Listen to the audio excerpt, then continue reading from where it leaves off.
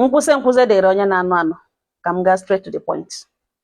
Anụ m otu nwanne nwoke akpọ m na phone sị m nwanyị mba nnọọ mza ya sị m na ya abaidala na ya amaghị dịka ala ya mekpọrọ na ya eme ihe na-enweghị ike iji anya ọcha ya eme ma ọ bụ na ya maara nke bụ eziokwu na ya adịghị proud of ihe ya mere na ọwụ ihe eji anya isi kama na o mene wa o mene na ọnya aṅara ya ugbu na ya amaghị what to do.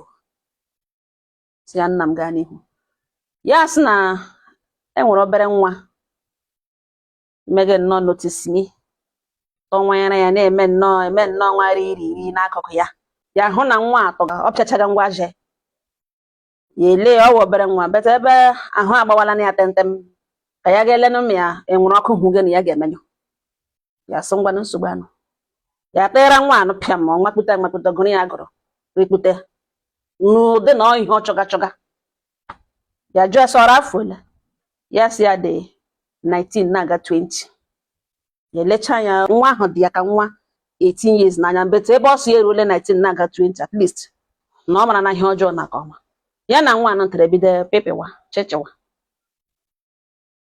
ya emechaa ihe na nwa ahụ na-eme udo ya chọzighị ya ndị na nwatakịrị na-emekwa bịakwa were onwe ya tọọ ya n'ahụ ma gịnị mme ya nwụkwana single mother mme ya mụrụ ya mana onye tụrụ ime ya alụghị ya mụọ this girl na wụzie a single mother. Mma nwa anọ ka emechara ghọta na nwatakịrị mma ya gbashiri ike mma ya wee ezigbo nwaanyị kama na nwa ya nọ ahụ gbara ya ọkụ ya ebido nwa nga ya aka ya ga-enyere dị gị ya enyekwere ya mgbe ụfọdụ ọ gara bịa sị na mmanya ji ahụ this and that ya enyekwe ya na-enyechekwa ya amazighị ihe butere ya mata mma this girl one on one. From ịmata mma this girl one on one ha abụọ ebido kpakọrịta bịa jụwa ebe kọwara ya ije ụwa ya kọwara ya jọni ya hụta na the woman gbashiri ike ihe arụ ya mkpagwụla biznes ya ahụ na-eme ya nnọọ site obi tii n'ime ya bịa like what the lady ekwekwa nna ọwụ na ọka ala just 38 years old na ihe nwa mụrụ mgbe ọ dị very young no in fact not because na ọ dị obere mere nna ya jiri ọlụhịa ihe o meziri dị n'anya ya gba ọsọ the lady abịa jụwa ya sị nke ọ na-erute nwa ya nso like this na ọkwa obere nwa nakwa enweghị ihe jikọrọ ya na ya abụọ na ọkwa obere nwa ya sị no na dịka na ọ young girl na ọ obere nwa na-enweghị not just enweghị much.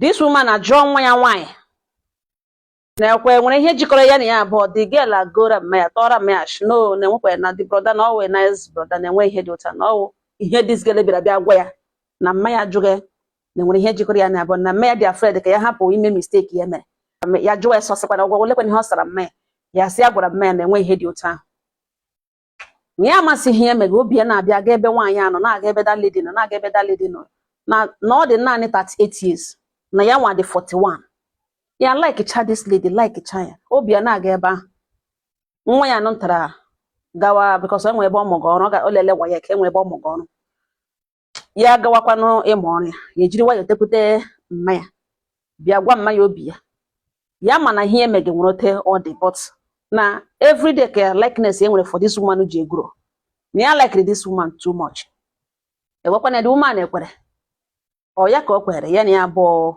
ebidekwala no mewe one or two ya na-eme ya ntụ na ka nwa ya hapụ ịma ya onwe ya sịkwanụ na kwesịrị ekwesị ka ya nye nwa ya respect na since ya ejiri mụ ya na ya wuru model nwa ya so mana otu o shiri dere na ya agbalịala ya tala ahụhụ na ya hụ di na ya ga-alụ ya na nwaanyị nọ ntere bido emewe ihe na nwaanyị mba nnọọ na conscience ya egbuola ya egbuo ya amaghị otu esi agwa this woman si na enwere ihe ya na nwa ya nwaanyị mere na ya amaghị otu esi agwa this woman ugbu a na the girl achọpụtala ya gwa the girls na ọkwa mara ya na ya abụọ tụrụ mmanya ashị na ya dị very sorry na ya likere mmanya na ya ga like elu mmanya this girl agbaba isi pịa n'ala na ya ga-aṅụ poison na ya ga-eme ka in fact na ya ga-agwa ya mmanya ya gwa ya sọ gwala ya mmanya na ya ga-eme ka sure na ya gbaghala mmanya ugbo na ihe niile jikọrọ na mmanya ga-end ya na so na o shi na azụ ya gakwuru mmanya na nwatakịrị na-eblemzie na-achọzi kọtụ enweghị ịma ya ube n'obi n'ihi na ya likela this woman too much nke ịlụ ya alụ na nwaanyị mba na ya amaghị otu esi agwa this woman na ụdịka nwaanyị a ya hụrụ na ya na-ene mere na ọnwa anwa gwa ya na enwere ihe jikọrọ na nwa ya na the woman ga-akpụ ọgwụ na ọ gakwa ekwe ya again and ya chọrọ ịlụ this lady na ya dị confused, ya ma what to do. Ụmụnne m, okwekwule kwucha nsị ya nakwala adịla confused. Enwekwala ihe ga-eme nga hurt or that girl in order to have her mother. Karma is real. Ọ na-ehi ụra. Ị tụrụ the woman ashị. Ihe mere na ị ga-agwa ya nke bụ eziokwu. Ọ bụrụ na ọ like ya la ngote ishi like ya, ụna ga-eme omenala, ụna abụọ cleanse ọnwụ ọnụ. Enwe ihe a ga-eme itinye na ụmụnna, a ga-amarịrị ihe a ga-eme. Ị gaghị hapụ ime omenala ahụ gị ga-alụrụ that woman ebe ị ma na eriala nwa ya elu. Ọ dịghị mma. Ọ jọrọ njọ, jọgbu udele na njọ. And ị ga-agwarịrị ya, that woman were nice lady, who deserve ịma nke eziokwu. Ma ṅụ ma nwa ya nwaanyị tọrọ ya shi. So ị gaghị aga further, isi ga agwa this and that. Ya sị na ya ekwele the girl nkwa isetụla wute ezigbo ego. The girl si ya ya na-enweghị ike ime na ya nwa likere ya. Na ya likere ya na otu ya shi like ya na enwe nwoke ọzọ ya ga like like that. So ya chọghị ịma ya na ihe ya na mme ya mege na ọkọ ọtọ ya off. Ụmụnne m, mgbe wee sị nwanne m nwoke, itijikwa ọgbaghara n'etiti nne na nwa. You are the obstacle, the intruder, the stranger. Ị ga-emezi ihe imebiri. Allow this thing to take its natural course. Ihe mega jọrọ njọ, jọgbu udele na njọ. You must let the woman know. Mee ka ọ mara. Ọ dị very very important. Ụmụnne m, ewu nwoke nọ ngalana. Mgbe ụfọdụ ị ga-asị ka ị ga-esuru ụtọ. Irute nga onye ama. Ọ dị mkpa ka ịma ihe ị na-esuru ụtọ. Gị lechaa nwaanyị, gị hụ nwa agbọghọbịa na ihe ibi enwe ihe ị chọrọ ime with this lady. Na o ruo na ọlụlụ na ị ga-alụ ya. Ọ baghị uru ịga ka ị ga-esuru ụtọ. N'ihi na ụdị ndị dị ụtọ ọwụ ha niile ka ị ga-esurugachi ike.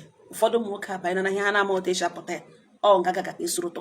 Gị hụ nwaanyị ịma na ọrụ ihu ya ifu na enwe ihe dapụtara na asị gị ga-alụ ya, ga-esi mbọ ga-alụ. Ọ baghị uru ị ga-esuru ụtọ. Ụmụ ihe esuru ụtọ agachi ike.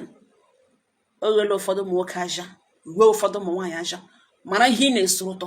Ka ọ hapụ iwu na ihe isuru ụtọ ga-awụzi obstacle nyere mgbe obi nke emepe onye Chukwu kere gị na ya abụọ. Nwoke n'ugbo ahụ na this lady ọ masịrị ya. Ọ na ọ na-enyere this girl aka ma hapụ na iri ya elu. Dụọ ya ọdụ sọ gịnị ka ọ na-agbasa na maka na obere nwa. Play the role of an adult ebe nwa anọ. Mechazie mata mma ya. Eche m na ga-enwe obstacle. Nwa asef ga-eji emere nna. Mana ị hụrụ nwatakịrị ahụ gbara ọkụ, ị mana agwa ya notice m ya ọgbazaga. Ị ga-adụ ya ọdụ nye ndụmọdụ. Gị ga na-atakụrụta chuzezie gazi ntụ ga fall in love with nne mụrụ ya. Ụmụnne m ele notation ekwukeligbo ya. Enwe ihe ọ ga-agwa ya, ọ na-agwa ya. Enetere ugbo etere ụsọ. Ọ ga-agwagodo that woman. The woman lecha, ọ gbachaa lụghachita, ọ gbagba obi ya ka na ebe ọ nọ, ọ gbagba obi ya ka na ebe ọ nọ. Amara ihe a ga-eme.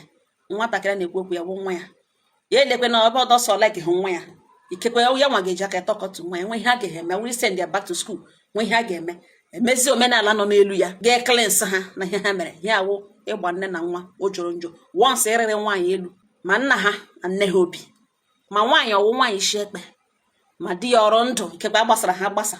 Ma di ya ọnwụra once erere nwaanyị elu. Ụmụ niile nwaanyị ahụ mụrụ. Ị kwesịrị play the role of a father n'ime ndụ ha. Ọgọdụ ma iji ha ego gị jide ndụmọdụ. Jide ha ụgwọ ịgbazi ha olu. Iji ndị ka nwaanyị ụgwọ eri ha elu.